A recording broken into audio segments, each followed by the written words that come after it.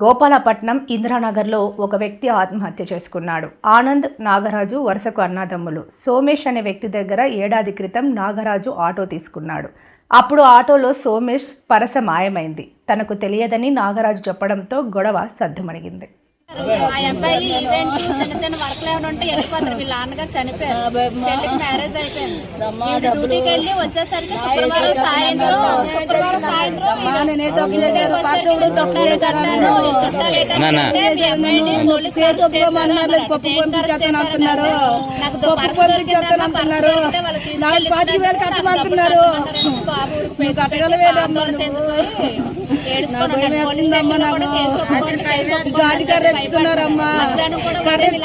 నాకు డబ్బులు భయం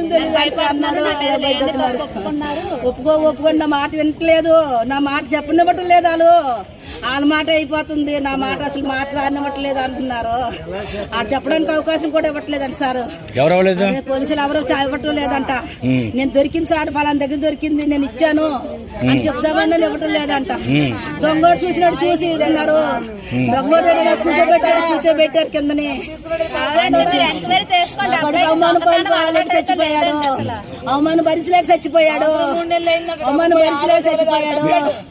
కంప్లైంట్ ఎవరు ఇచ్చారమ్మా? అది ఎవరు?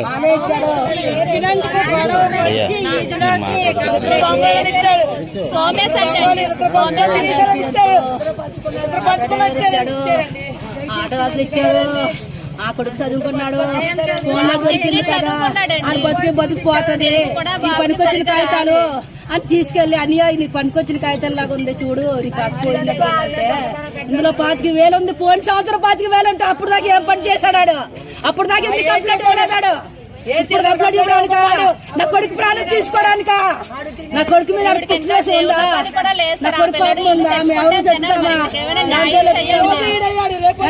ఎంతమంది కల్లా ప్రాణాలు తీస్తారు? అసలు అందులో డబ్బులు ఉందా లేదా? ఆ డబ్బు ఉన్నాడైతే అప్పుడే కదా ప్రయత్నం చెయ్యాలి, అప్పుడే కేసెడతారు.